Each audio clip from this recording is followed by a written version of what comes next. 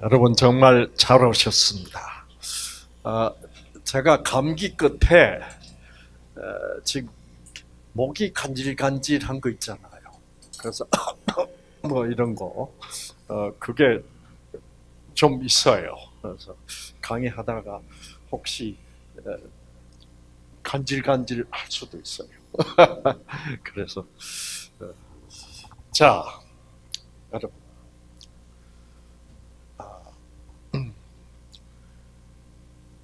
제가 현대의학을 공부한 의사로서 왜 이런 일을 하게 됐느냐 하면은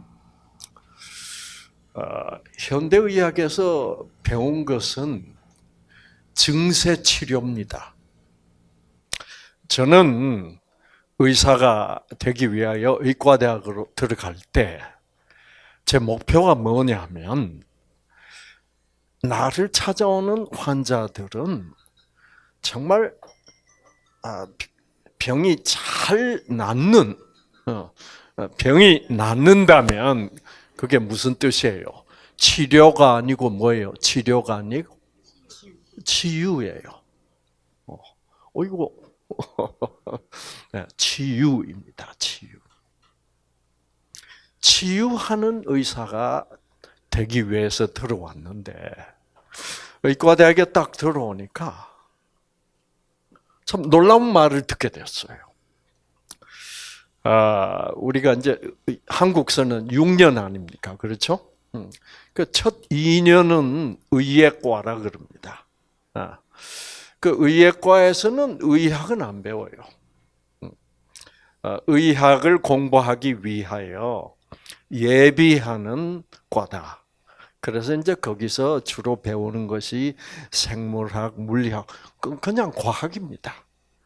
그걸 다 배우고 난 뒤에 이제 의과대학으로 가는 거예요. 의과대학을 가면 그때부터 이제 인간에 대해서 배우기 시작하는 거죠. 그래서 첫 2년은 의과대학 1학년, 2학년 첫 2년은 소위 기초의학을 가르칩니다. 기초의학을 가르치고 난 다음에 그 다음부터 가르치는 게 뭐냐면 3학년, 4학년 때부터는 뭘 가르쳤냐면 소위 임상의학이라는 것을 가르칩니다. 그래서 기초의학을 배우고 나면 임상이라는 말은 무슨 말이에요? 상자가 무슨 상자예요? 병상이라는 상자입니다. 그래서 병상에 임한 의학이다 이 말입니다. 그래서 실제로 환자를 보고 진찰을 하고 이제 그래서 이 치료를 하는 그런 의학이다. 그래서 기초의학과 임상의학으로 나누어져 있습니다. 그 이제 기초의학이라는 것은 보면 이제 제일 먼저 배우는 게 해부학이래요. 해부학은 뭐냐? 우리 인간의 몸을 해부를 해봐요. 그래서 구조. 이게 구조가 이렇게 돼 있구나. 혈관은 이렇게 돼 있고, 신경은 이렇게 돼 있고, 신장은 이렇게 돼 있고, 심장은 이렇게 돼 있구나. 그런 걸 배우면요. 내가 이렇게 배우니까 모든 병을 완전히 치유할 수 있는 의사가 되겠다는 확신이 생겨. 이렇게 된 내가 이것을 공부하니 왜 병을 못 낫게 하겠느냐. 이제 해부학을 배우고 그 다음에 이제 생리학이라는 게 배웁니다. 생리학이라는 것은 이 심장이 어떻게 활동을 하고 신경은 어떻게 돌아가고 뇌는 어떻게 되고 이 이치를 생리학이라고 그래요. 그 다음에 이제 생화학이라는 걸 배워요. 간에서는 어떤 화학적 작용이 일어나서 어떻게 되고 소화는 어떤 화학 작용으로 어떻게 되고 호르몬은 어떤 화학 물질이 생산돼서 어떤 역할을 하고 와 여러분 이렇게 배우니까 마치 제가 뭐처럼 느껴지게 우리는 하나님 둘째가는 그런 존재구나. 인간에 대해서 이렇게 확실히 다 알게 되는구나. 그러니까 이렇게 배우니까 어떤 환자든지 병을 고칠 수 있지. 이렇게 생각합니다. 그래가지고 그 기초의학을 쭉 다 배우고 맨 끝에 배우는 기초의학. 그걸 양리학이라고 그럽니다. 양리학. 양리학이란 말은 지금까지 배운 기초의학을 바탕으로 해서 이제 우리가 어떤 환자가 어떤 병에 걸렸을 때 약을 쓰는데 그 약이 어떤 이치로 환자를 낫게 하느냐라는 걸 가르치는 학문을 양리학이라고 그래요. 근데 양리학 시간이 이제 온 거야, 이제. 양리학만 끝나면 이제 3학년이 돼요. 그래서 이제 마침내 병원에 이제 흰 가운 입고 왔다 갔다 하면서 이제 실제로 이제 환자가 어떤 병에 걸리느냐 진찰도 하고 이제 임상의학이 시작되는 거죠. 왜? 약을 배워야 되니까. 그래서 이제 대망의 양리학 시간이 온 겁니다. 그 당시 이제 양리학 주임 교수 이우주 교수님,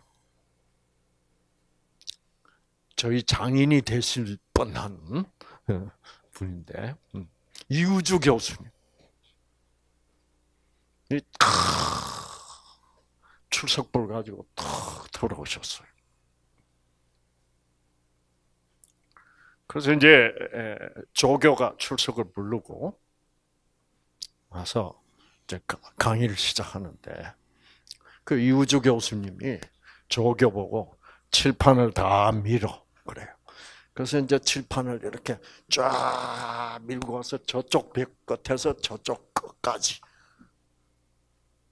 칠판이 길죠. 그러더니 이분이 아무 말도 안 하시고 제군들 지금부터 내가 칠판에 쓰는 거를 명심하도록 해. 굉장히 중요한 말씀을 지금 칠판에 쓰시는구나. 그래서 이분이 분필을 들고 여기 가더니 무슨 자를 쓰냐면 그 다음에 두 번째 글이 든. 그 다음에 약. 모든 약은 독이다. 라고 썼어요. 아니, 이게 무슨 소리야.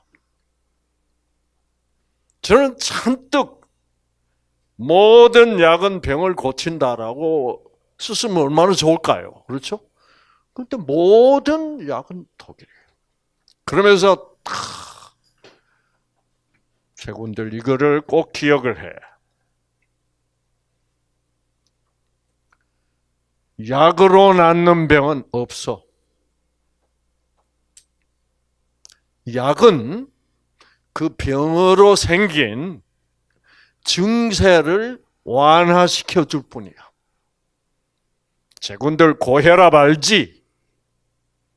고혈압 다 알잖아요. 그렇죠? 고혈압을 약으로 낫게 할 수가 없어. 그렇기 때문에 혈압약은 언제까지 먹어야 돼요? 죽을 때까지. 혈압약으로 혈압이 나으면 죽을 때까지 먹어야 될 이유가 없잖아요. 여러분, 항암 치료도 죽을 때까지 합니다.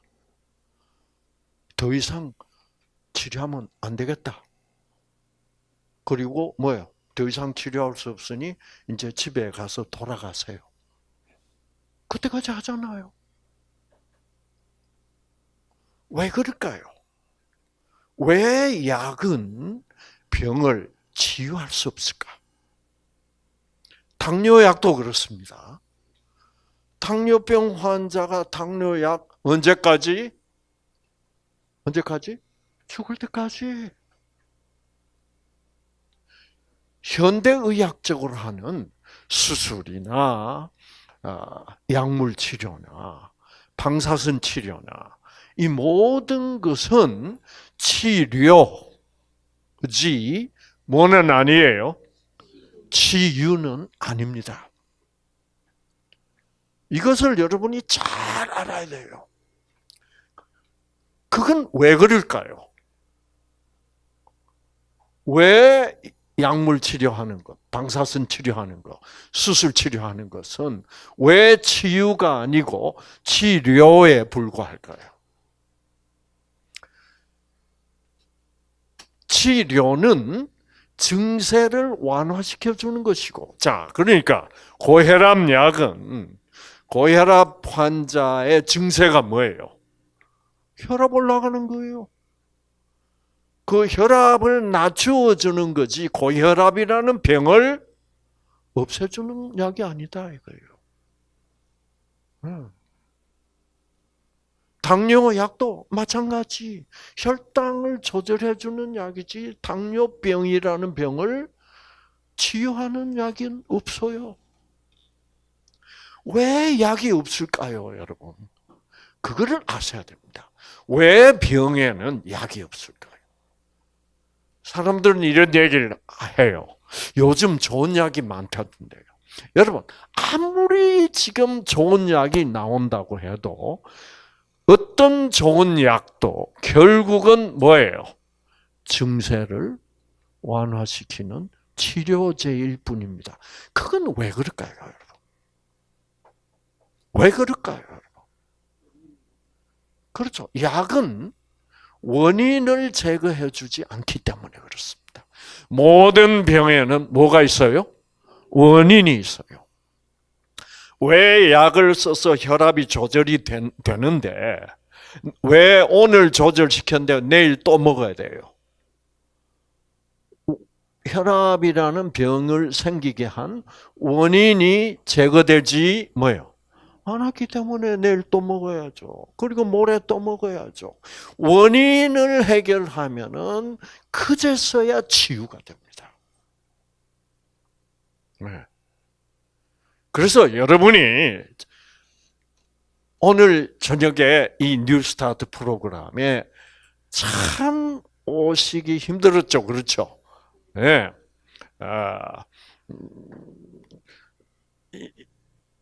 여러분들의 생각이 자꾸 뭐예요? 치료하고 치유하고 구분을 못하기 때문에 병원에 가면 치유가 뭐예요? 될 것 같기도 하고 이래가지고 자꾸 마음이 흔들려서 그 흔들리는 마음을 붙잡느라고 제가 얼마나 애를 쓰는지 모릅니다. 아시겠죠? 우리 고객 지원실도 그렇고. 그래서 자, 그래서 이제 이게 참 중요한데 그러면 여러분 원인이 뭐길래 왜 아직도 현대의학은 원인을 발견해서 환자에게 가르쳐주고 그게 중요할까요, 안 할까요? 중요하죠. 그럼 환자가 내가 이래서 이런 원인으로 내가 내 몸에 암이 생기게 됐구나 라는 것을 알아야 될 거 아니에요? 그래가지고 그 원인을 알고 그 원인을 제거함으로써 더 이상 재발이 되지 않고 치유가 가능한 거예요. 자, 그러면 주로 그 원인이 어디 있겠습니까, 여러분? 자기의 삶 속에 원인이 있어요. 병이라는 것은 재수가 없어서 운이 나빠서 걸리는 게 아니라 반드시 원인이 있어요. 그러면 자, 우리 몸에 병이 생긴다, 우리의 마음에 병이 생긴다라는 것에는 반드시 원인이 있어요. 그런데 예를 들어서 여러분 몸에 정상적이던 세포가 예를 들어서 건강한 폐 세포가 어떡하다가 폐암이라는 암세포로 변했냐 이 말이에요. 그러니까 질병이라는 것은 알고 보면 뭐예요? 세포의 변질입니다. 왜? 우리 인간의 몸은 다 세포들로 구성이 되어 있잖아요. 그렇죠? 그래서 피부세포, 뇌세포, 폐세포, 심장세포, 간세포, 이 각종 세포들로 우리 의사들이 아는 한도 내에서는 아마 한 274종류의 여러 종류의 세포들이 있어요. 그 세포들이 변질이 되면 건강한 간세포가 간암세포라는 세포로 변해요. 네. 건강하든 멀쩡하든 유방세포가 유방암세포가 돼. 네. 뇌 정상적이던 뇌세포가 뇌종양세포라는 세포가 뭐 돼요? 변질되는 거예요. 변질. 자, 그래서 모든 질병은 무엇의 변질이구나? 예, 질병이라는 것은 결국 세포의 변질이다. 이 세포가 변질되지 않는다면 건강이 유지되는 거죠. 그러면 이 세포의 변질이라는 말은 무슨 말이냐? 이걸 알아야 돼. 세포의 성질, 우리가 성질 혹은 성능, 이거를 결정해 주는 게 있는데, 이것을 뭐냐면 세포라는 컴퓨터 안에 그 세포의 성능을 결정해 주는 프로그램이 입력이 되어 있어, 깔려 있어. 그 프로그램을 세포의 경우에 우리가 유전자라고 부릅니다. 자, 그래서 여러분 오늘 저녁 식사 맛있게 하셨죠, 그렇죠? 네, 브로콜리가 참 맛있고 가지도 맛있고 아주 맛있었어요. 건강식인데도 불구하고 맛이 괜찮았죠? 네. 그래서 여러분 건강식이라고 맛대가리가 없는 음식이 아닙니다. 네. 여러분 너무 긴장하지 마시고 건강식이라도 잘 이렇게 맛있게 이렇게 하실 수 있어요. 그래서 연구를 하는 거예요. 계속. 자, 그러면 모든 질병은 다 세포의 변질인데, 세포의 변질은 세포의 성질이 변한 건데, 세포의 성질을 변화시켜 주는 것은 결국은 결정해 주는 유전자인데, 그러면 질병이라는 것은 결국 모든 질병은 무엇의 변질입니까? 유전자의 변질이다 이 말이에요. 네.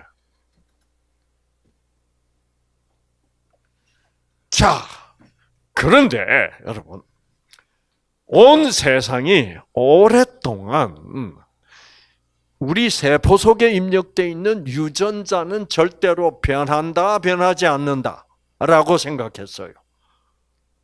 변하지 않는다고 생각했습니다. 제가 의과대학 들어갔을 때도 그렇게 배웠어요. 세포 속에 유전자라는 게 있는데 안 변한다, 그거는. 그러니까 유전자가 변한 것이 모든 질병의 원인인데, 유전자는 안 변한다고 가르쳤으니까 원인을 알 수 있어요, 없어요? 알 수 없는 거죠. 그래서 현대의학은 불행하게도 유전자가 변하지 않는다는 선입견에 사로잡혀가지고 원인을 발견할 생각을 못했어요. 그러다가 1980년도 말 1990년도에 들어와서 드디어 유전자가 변하는 것 같다. 이거를 깨닫기 시작했어요, 우리 의사가. 그래서 그때 학계에서 많은 충돌이 있어. 유전자가 변하긴 뭘 변해? 웃기지 마. 난 근데 변하는 것 같다. 그래서 그러한 난관을 거쳐서 드디어 여러분 1990년도 말 2000년대 와서 유전자는 확실히 변한다는 사실이 밝혀진 겁니다. 그러면서 야, 유전자가 변해서 이렇게 병이 생기는구나. 그러면 예를 들어서 당뇨병은 그 유전자가 약 2만여 종류가 되는데 그 2만여 종류가 되는 유전자 중에 어느 유전자가 변질되면 당뇨병에 걸리고 어느 유전자가 변질되면 유전자 2만여 가지가 있잖아요. 그렇죠? 그러면 동맥경화 걸리고 또 예를 들어서 간암은 어느 유전자가 폐암은 어떤 유전자가 각종 질병에 따라서 이게 유전자가 2만여 가지가 되는 유전자, 어느 유전자가 변하게 되느냐에 따라서 질병에 걸리는 질병의 종류가 다르다는 사실을 알게 된 거예요. 그거를 발표하게 됐습니다. 연구해가지고. 그래서 센세이션을 일으켰죠. 그때 텔레비나 신문 매체에서는 그 당시 이제 여러분 기억하실지 모르겠지만은 인간 게놈 프로젝트 기억나세요? 예. 네. 그것이 뉴스만 틀면 그게 나왔어요. 그래서 인간 유전자를 연구해서 어느 병은 어느 유전자가 변해서 생기는 질병이다. 이거를 발견해낸 것을 그래서 이 유전자 지도라고 불렀습니다. 유전자 지도. 자, 지도라는 말은 위치입니다. 그렇죠? 위치를 보여주는 거예요. 그래서 유전자에도 위치가 있어. 예. 그래서 우리가 잠깐 세포라는 것을 좀 보겠습니다. 자, 이게 이제 대표적으로 세포 샘플인데 이 세포막이고 여기 이제 세포핵입니다. 여기 세포핵. 이 세포핵을 가위로 잘라서 열어보면 염색체란 게 나와요.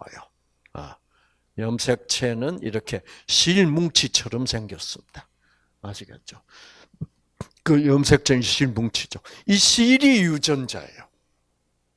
그래서 여기 이제 실이 많이 뭉쳐져 있으니까 여기 이 유전자도 있고 여기도 유전자 있고 그러니까 한 염색체 안에 유전자가 수백 개 내지 수천 개씩 들어있어.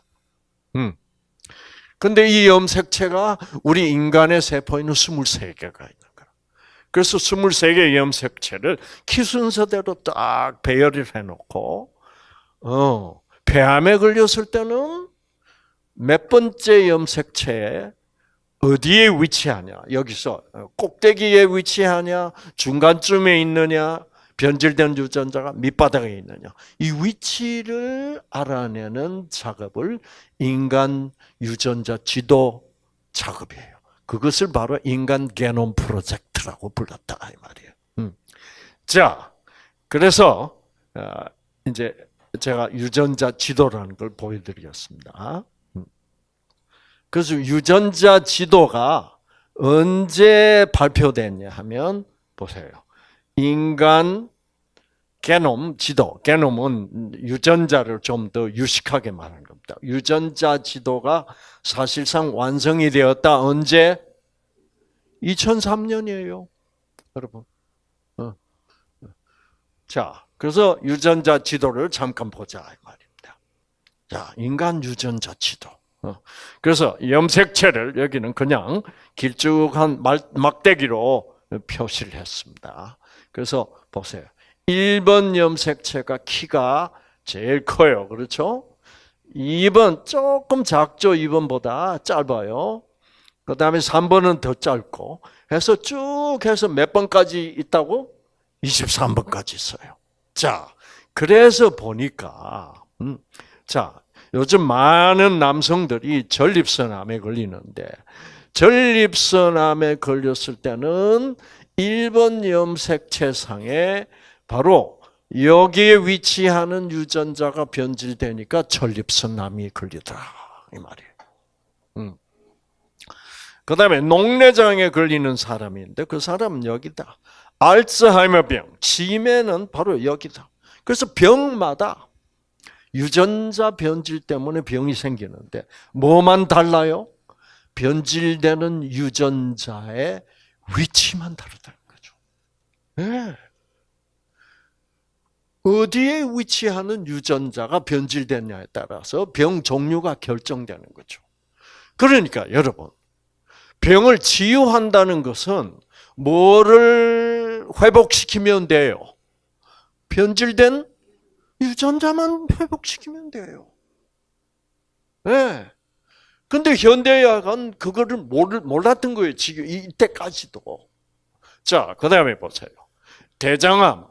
여기 보면 결장암이라고 나와 있죠. 이 대장암은 바로 입원 염색체 바로 여기에 위치하는 유전자가 변질됐을 때. 폐암 나오네요. 그렇죠? 폐암. 네. 폐암 바로 3번 염색체 여기. 자, 그래서 파킨슨스 병은 바로 여기고. 그래서 여러분 모든 질병이 자, 당뇨병은 바로 7번 염색체상 여기고. 비만 이렇게 여기고 간질 여기고 자 그다음에 유방암은 바로 여기고 모든 질병이 다 뭐만 다를 뿐이에요. 유전자의 변질로 모든 질병이 생기는데 병 종류가 다른 이유는 뭐가 다르기 때문에 그 유전자가 변질된 유전자가 위치하는 위치가 다르기 때문에 그래요. 그러니까 여러분이 어떤 병에 걸렸든 간에 여러분이 지금 확실히 신경 써야 될 것은 뭐를 회복시키는 거예요? 변질된 유전자만 회복시키면 돼. 그거는 변질된 유전자를 회복시키는 방법은 위치에 따라서 다를 수는 없어요, 여러분. 현대차 소나타가 부산에 있는 소나타하고 서울에 있는 소나타하고 고치는 방법이 다를까요? 같아요. 위치는 달라도 고치는 방법 같아요. 유전자라는 건 다 같은 구조이기 때문에 어디에 위치하건 고치는 방법은 같은 거예요. 자, 그러면 여러분, 그래서 우리의 유전자가 세포 안에 입력되어 있는 유전자가 얼마나 제대로 기능을 발휘를 잘 하고 있느냐 없느냐에 따라서 여러분의 건강 상태가 결정이 된다 이 말이에요. 그렇죠? 자, 그러면 여러분, 자, 그런데 유전자의 상태가 변하기 때문에 병이 생기는 거라. 아시겠죠? 그래서 유전자가 변한다는 이 소식이 여러분 현대의학계에서는 아주 그냥 일대 지각 변동을 일으킨 겁니다. 자 보세요. 타임지. 여러분 세상을 흔들 수 있는 큰 뉴스는 타임지 어디에 나오는 거예요? 표지에 나오는 거예요. 그렇죠? 자, 이게 언제냐? 여기 보면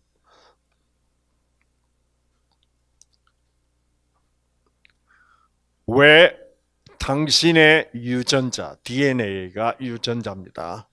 왜 당신의 유전자는 당신의 데스티니가 아닌가입니다. 데스티니는 무슨 뜻이에요? 운명이라는 뜻입니다.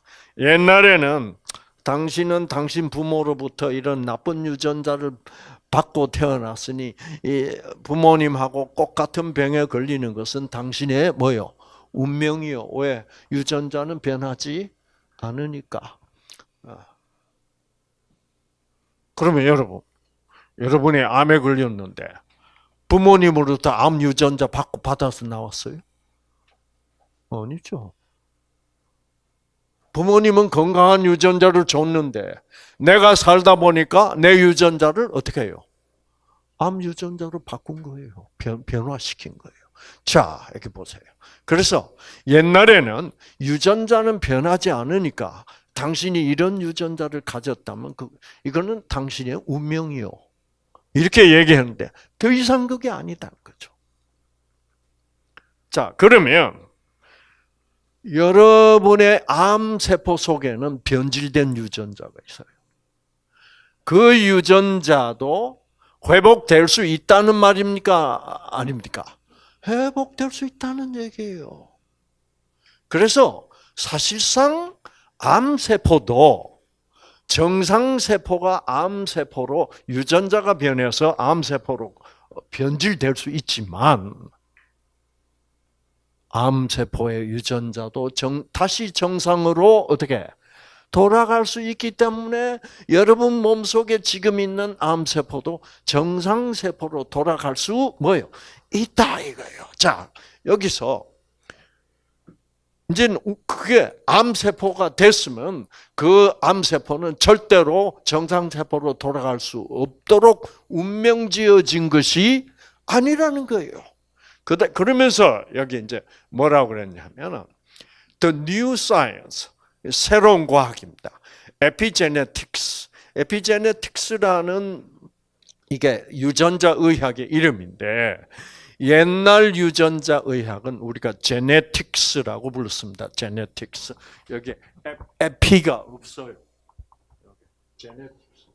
여기 이제 에피가 붙으면 이게 후성 유전자 의학이라는 새로운 학문이 되는 거예요. 옛날에 제가 의과대학에서 공부한 제네틱스, 우리 때에는 에피제네틱스라는 학문이 존재하지 않았습니다.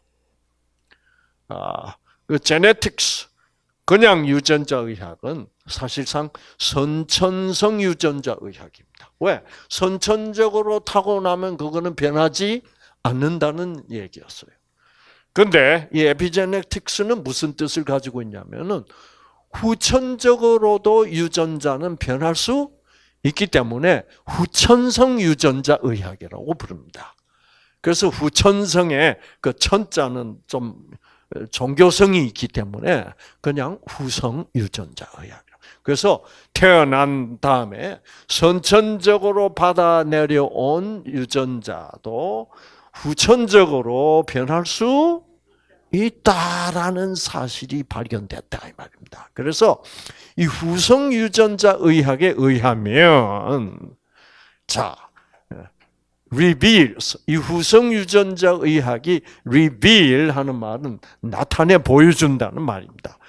뭐를 나타내 보여준다는 말인가? How, 어떻게? The choices you make, choice는 선택입니다. 당신이 하는 선택이 당신의 유전자의 변화를 일으킬 수 있다는 사실이 밝혀졌다. 뭐가? 선택이.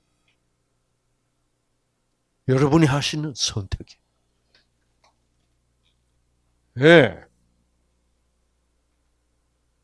자, 이 선택이, 나의 선택이 내 유전자를 변화시킬 수 있다. 이 놀라운 사실입니다. 이때까지 우리 의학계 의사들이 상상을 해보지도 못하던 그 말을 지금 이 유전자 의학자들이 하고 있는 거예요. 여러분들이 이 뉴스타트를 하시겠다는 선택은 여러분의 유전자를 변화시킬 수 있다 이 말이에요. 아시겠죠? 네. 네. 그래서 모든 질병은 유전자를 회복시키면 낫는데 그것은 나의 뭐에 딸렸다? 선택에 딸렸다.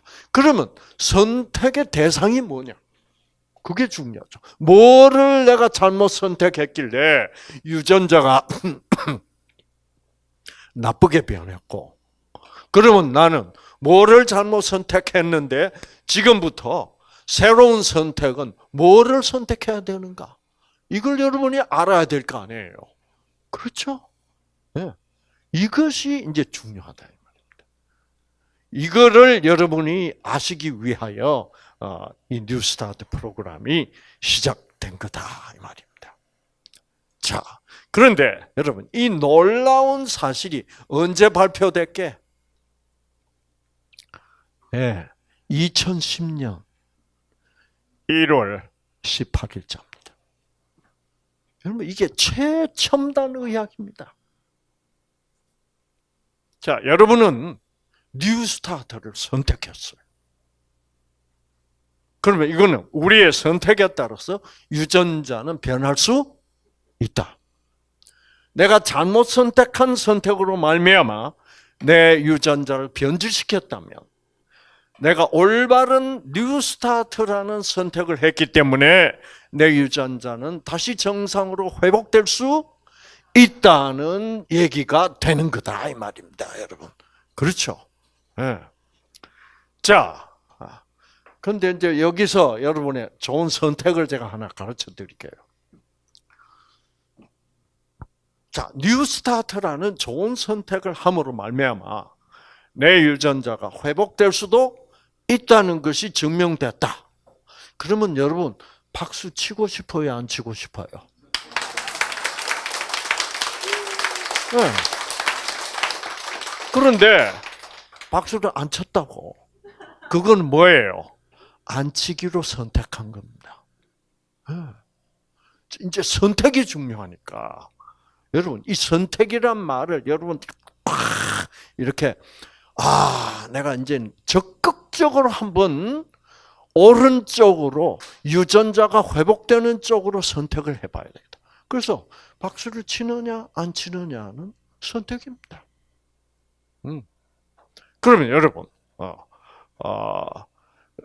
자, 박수를 치는 선택이 더 기뻐요? 안 치는 선택이 더 기뻐요? 치는 선택이 훨씬 더 기쁩니다. 기쁘다는 것은 뭐를 의미할까요? 내 마음을 기쁘게 해주는 물질, 엔돌핀이라는 물질이 있어요. 박수를 침으로 말미암아, 그래, 박수 치자.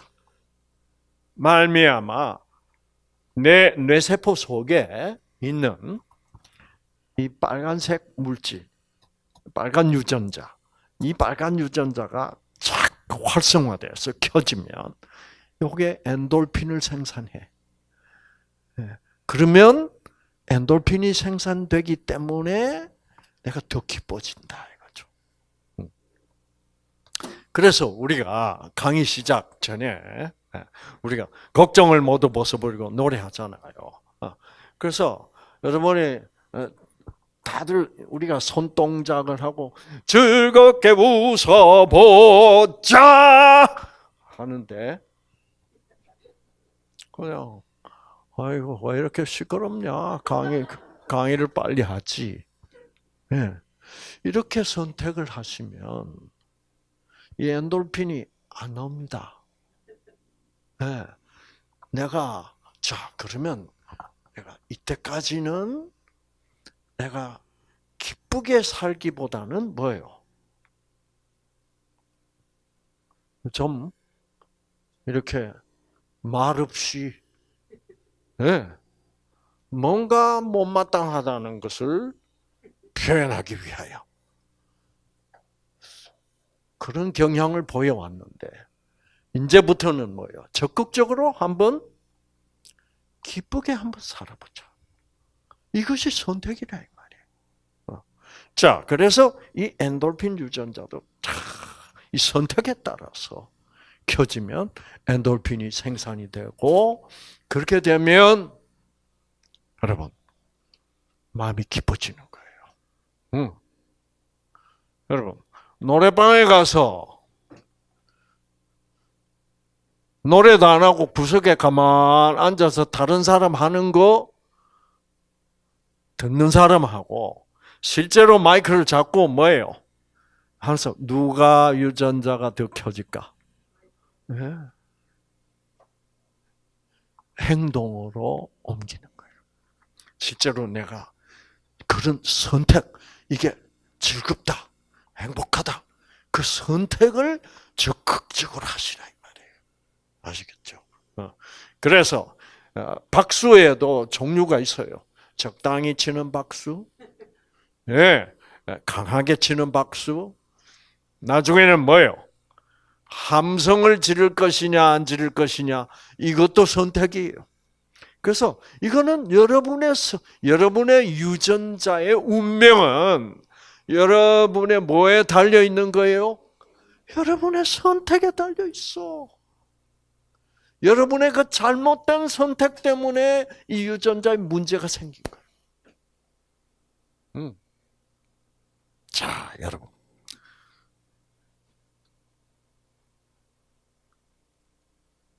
자, 여기 보면 일란성 쌍둥이입니다. 일란성 쌍둥이. 일란성 쌍둥이라는 말은 유전자는 꼭 같다는 말입니다. 같은데 얘들이 7살인데 얘는 우울증에 걸려버렸어. 지난 1년도. 왜? 1년 전에 엄마가 감기 몸살로 한 2주 동안 얘들 밥을 못 해줬어. 그랬더니 얘는 오해를 해버렸어요. 아하, 우리 엄마는 꾀병을 앓으면서 우리 밥 해주기 싫어서 꾀병을 앓고 있다. 우리 엄마는 우리를 사랑하지 뭐요? 않는다라고 긍정적이에요, 부정적이에요? 부정적으로 생각하기로 선택한 거야. 얘는 뭐예요? 우리 엄마는 우리를 사랑해. 엄마가 진짜로 깨병 부린 게 아니라고. 얘는 긍정적인 쪽을 선택했어요. 여러분, 부정적인 쪽을 자꾸 선택하면 여러분의 유전자는 자꾸 꺼집니다. 그래서 얘는 엔돌핀이 안 나와. 왜 엔돌핀 생산한 유전자가 꺼져버렸어? 중요한 거예요. 그 과학자들이 이 정말 중요한 걸 발견. 우리의 선택이구나. 자, 보세요. 이 일란성 쌍둥이는 같은 집에 살며 같은 엄마가 해주는 같은 음식을 먹으며 같은 공기를 마시고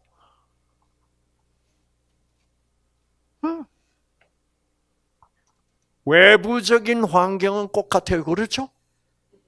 뭐가 달라졌어요? 내면적인 생각이 달라졌어요. 내면의 환경이 부정적이에요. 그러니까 외부적인 환경이 더 중요할까요? 내면적인 환경이 더 중요할까요? 내면의 환경이 더 중요해요, 여러분. 그래서 외부적인 환경은 이제 다 똑같이 됐습니다. 여러분 모두 다. 이 맑은 공기에 아름다운 자연에 깨끗한 물에 같은 건강식에 이제 외부적으로는 똑같아요.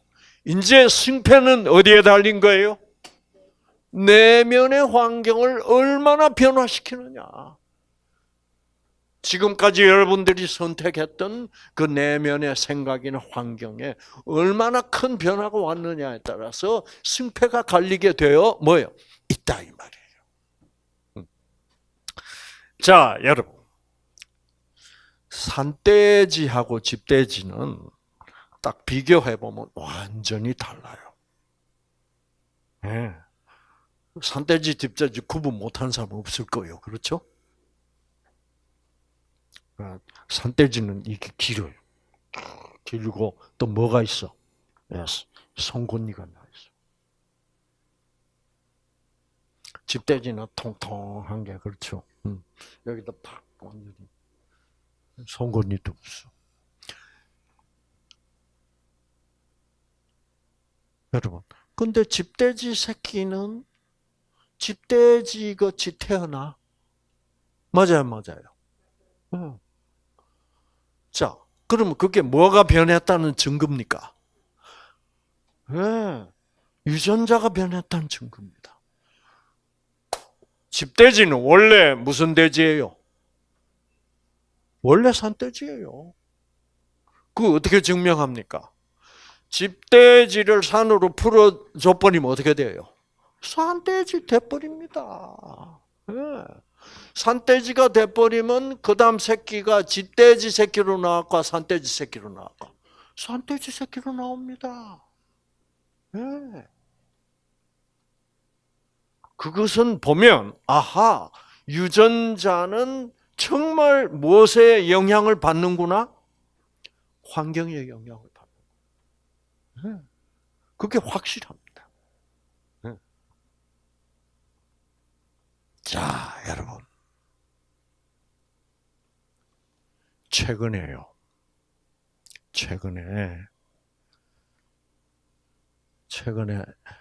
아프리카에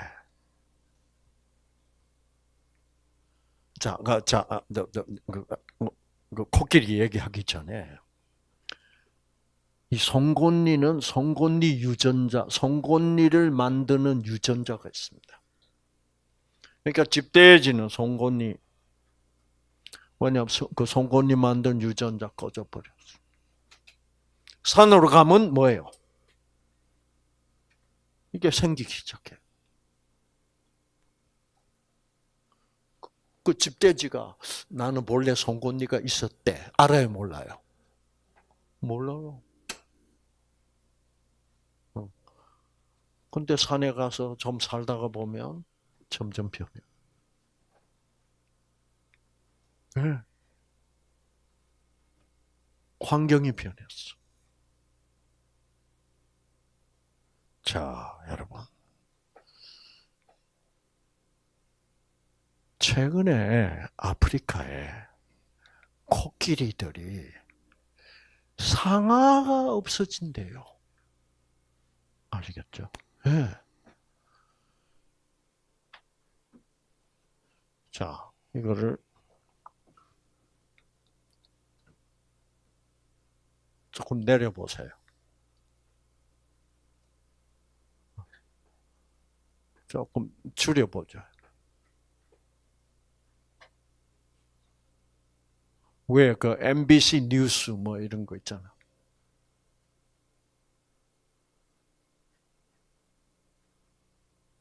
네. 이게 뉴스에 나왔습니다. 금방. 네. 자. 그래서 여기 이제 한번 읽어봅시다. 그 밑에.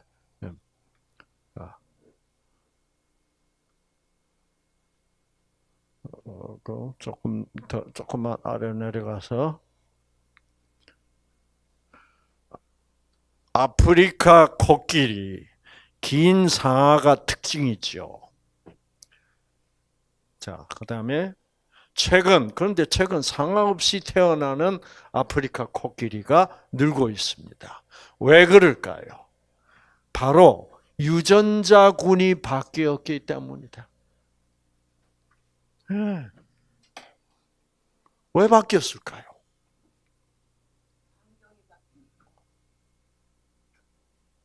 무슨 환경은 별로 바뀐 거 없어요, 사실. 네. 아프리카 코끼리들이 같은 동네에 살고 있는데, 그러니까 외부적인 환경은 안 바뀌었어요. 근데 이 상아가 자꾸 없어져. 자, 그림으로 올라갑시다. 그림 올라가서 점점 작아지기도 하고, 이제 그냥 없어진 코끼리들이 많아요. 그다음 바로 유전자군이 바뀌었기 때문이다. 그다음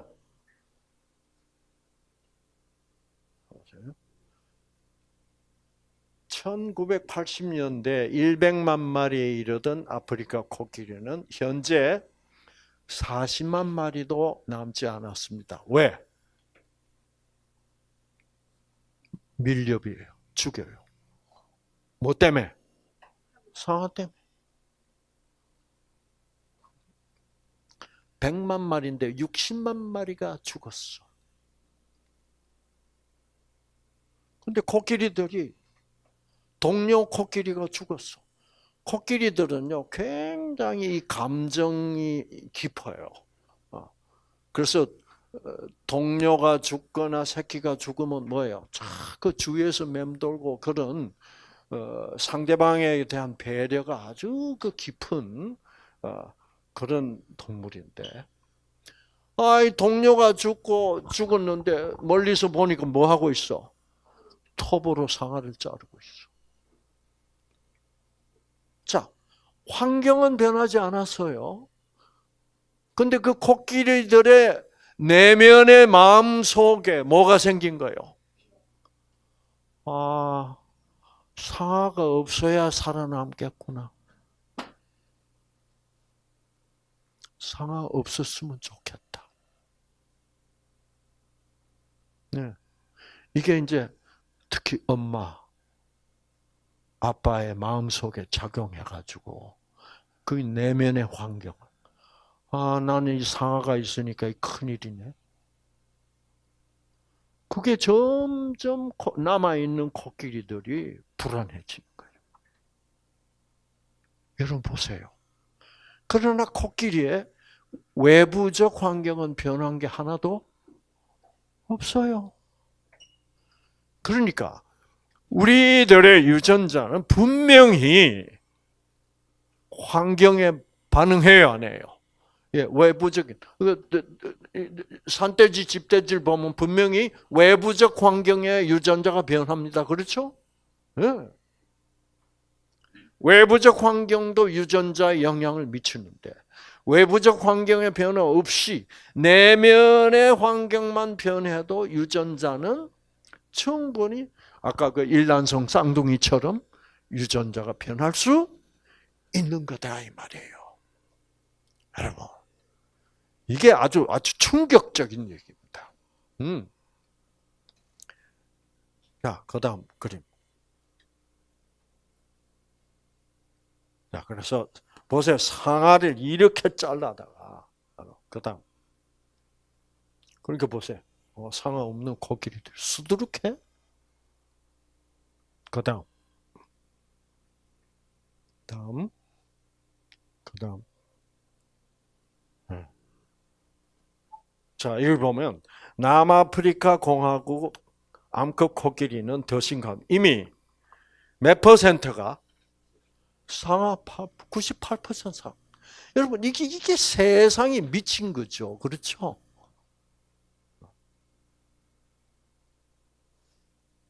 이게 참 이게 하나님이 계시다면 참 슬픈 일입니다, 그렇죠? 네. 그래서 여러분 한번 생각해 보세요. 요즘 우리 사람들이 왜 이렇게 암이 이렇게 많아요? 점점 많아지다 이제는 뭐예요? 이제는 두 사람 반. 네. 일생 동안 암에 걸릴 확률이 옛날에는 3명 중에 하나라 그러던 이제는 뭐예요? 두 사람 반에 하나. 좀 있으면 뭐예요? 두 사람 중에 하나. 이거 미친 거 아니에요? 그렇죠? 얼마만큼 뭐가 미쳐가니까 세상이. 그래서 여러분 우리가 지금 살아가는 것이 정상적인 삶이 아니라는 거예요.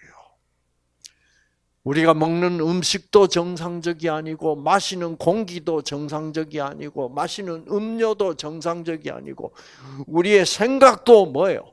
계속 스트레스를 받고 있고 이러니 유전자의 변질이 안 올 수가 뭐예요? 없다는 거예요. 여러분. 자, 이제 이 사진을 좀 보셔야 돼요. 그런데 여러분, 그래서 여러분이 환자로서 특히 암 환자로서 꼭 하셔야 될 일이 제일 중요한 일이 뭐예요? 유전자를 회복시키는 겁니다. 그렇죠? 아무리 현대의학적인 치료를 해봐도 이 원인이 제거되지 않고 있는 이상 유전자 변질은 계속 일어날 거예요. 계속 암세포는 생겨. 자, 그래서 여러분 여기 보시면 자, 그래서 우리 최근에 현대인들의 생활 속에서는 우리 의학계에서 발견한 바가 뭐냐면 지금 이 세상이 하도 오염이 된 세상이기 때문에 저는요 요새 내가 휴가를 간다면 휴가를 간다면 한 3년 전에 휴가를 가보고 아직 휴가를 안 가본 것 같아요. 그래서 올해 말은 꼭 휴가를 가보고 싶은데 휴가를 간다면 어디를 가보고 싶은지 아세요? 은하수를 볼 수 있는 곳. 밤하늘에 그게 그리워. 여기는 속초고 동해 바다가 있고 공장이 별로 없어도 은하수 보여요, 안 보여요? 안 보여요. 어디로 가면 은하수를 볼 수 있을까요? 그래서 제가 은하수 볼 수 있는 데를 다 한번 찾아보니까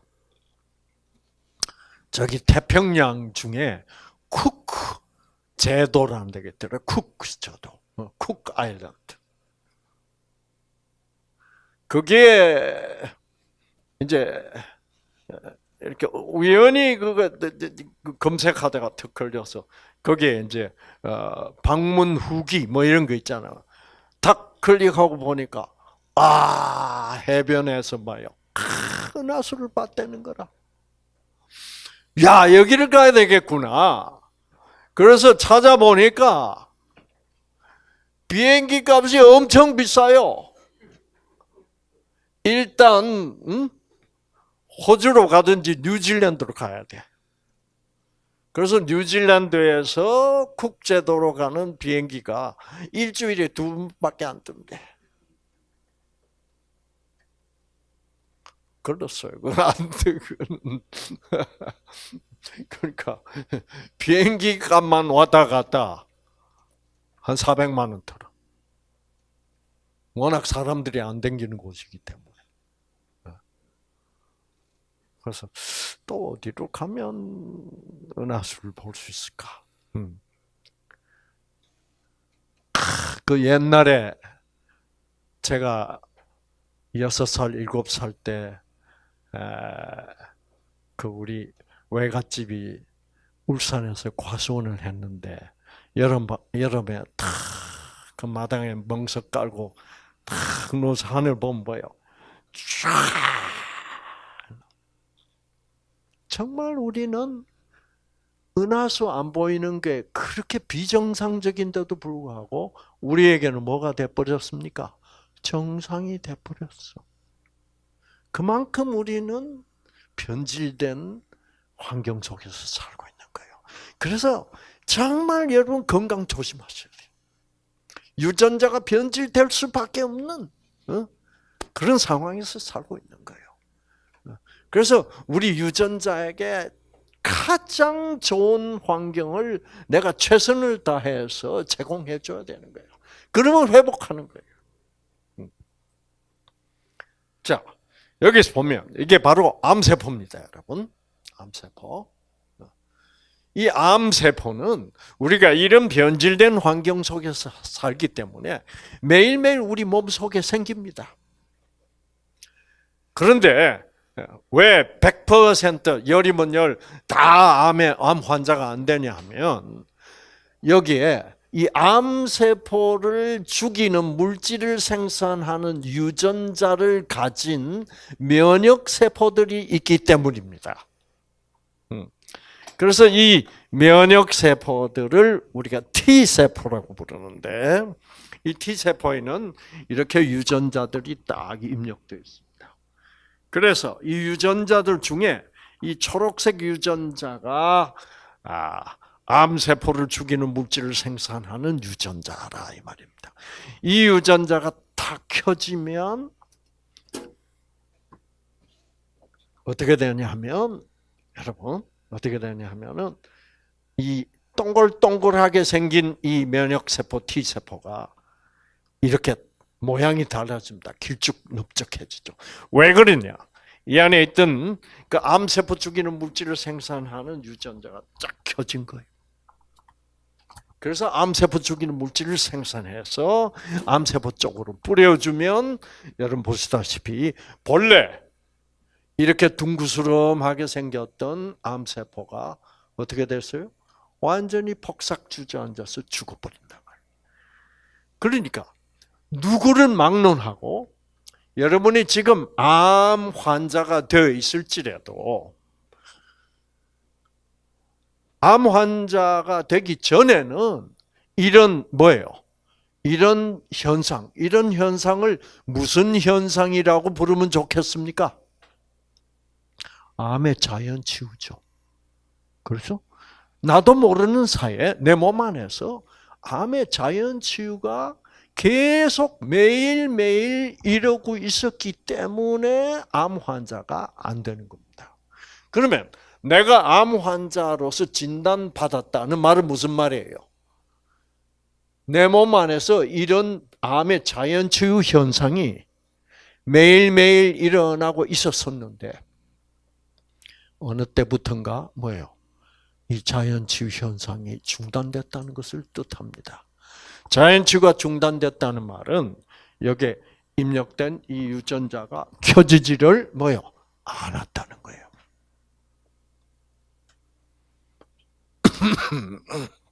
원인이 뭘까?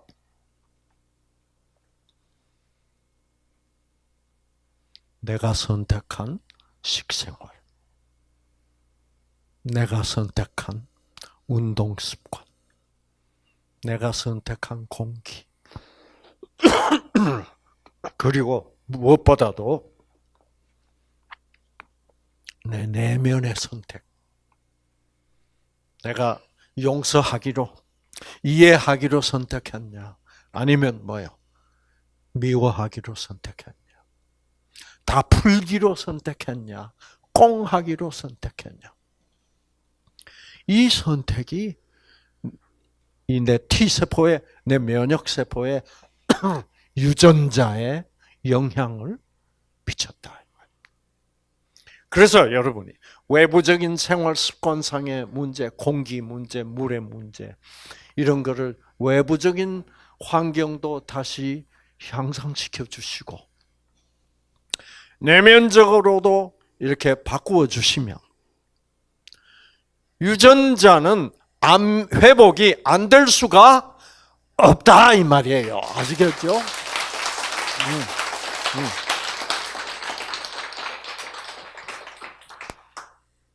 여러분 그 정도 선택해 갖고 될까요?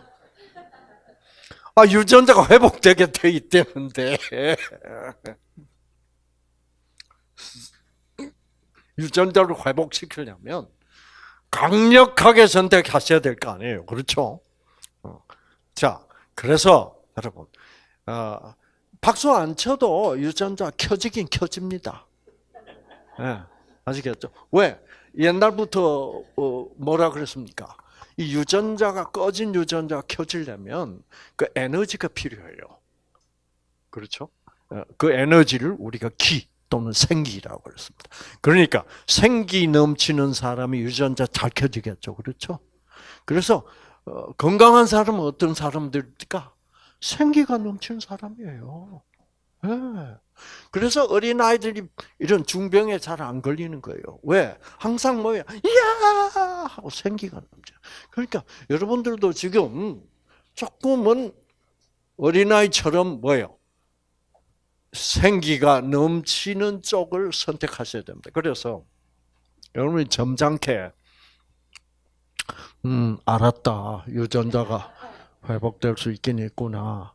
그러면 이 유전자가 한 10% 정도 켜집니다. 알았다. 아, 그러네, 정말. 그러면, 예. 근데 박수 소리가 이제 나오기 시작하는 거죠. 그 다음에, 와, 그러면 날 희망이 있구나. 그럼 이제 박수가 세지죠. 그렇죠? 그 다음에 뭐예요? 아, 그렇다면 나도 날 수 뭐예요? 있구나 라는 희망이 생기고 내가 기뻐졌다 그러면 박수만 가지고 안 되죠. 뭐까지 나와야 돼요? 함성까지 나와야죠. 그래서 여러분이 어느 정도로 반응하느냐라는 선택에 따라서 여러분의 유전자가 활성화되는 정도가 달라요. 자, 제가 지금 한번 해보겠습니다. 자, 유전자는 외부적 환경에도 반응하고 내면적 환경에도 반응한다. 그런데 이 뉴스타트는 외부적 환경, 음식도 변화시켜주고 공기도 변했고 다 모든 것이 변했고 그 다음에 물론 이 강의를 통해서 내면에 여러분 암 요양원에 가보면요 이래 가지고는 절대로 안 낫는다는 생각이 들어요. 왜 그래요? 암 요양원 암 환자들이 모이는 요양병원에 가면 암 환자들이 방 안에 앉아가지고 무슨 얘기하고 있어요? 뭐가 좋대? 차가버섯이 좋대. 뭐가 좋대? 그게 좋대. 네. 그리고 이제 밖에 나와서는 뭐예요? 이러고 돌아다닙니다. 아이고 내 팔자야. 내면의 환경이 변하지 않아요. 네.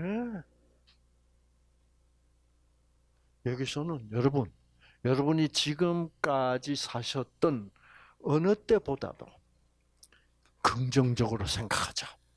내가 악착같이 한번 긍정적으로 생각해보자. 강력하게 선택해보자. 그러면 여러분 강의를 들으시고도 정말 악착같이 긍정적인 선택은 뭐예요? 강력한 박수와 함성입니다. 그렇지 않습니까, 여러분? 와! 예! 그렇죠. 예. 예. 보세요. 이거 여러분이 해보기 전에는 모릅니다. 해보기 전에는 내 유전자가 얼마나 강력하게 켜진지 몰라요. 그러니까 여러분이 이때까지 몰랐던 세계 여기로 과감하게 새로운 변화를 일으켜서 내 이때까지 내 암세포 죽이는 저 T세포에 꺼졌던 유전자를 그렇죠. 박수와 함성으로 다시 켜서 내가 반드시 승리하시겠다라는 확고한 선택으로 승리하시는 여러분 모두가 되시기를 바랍니다. 이야!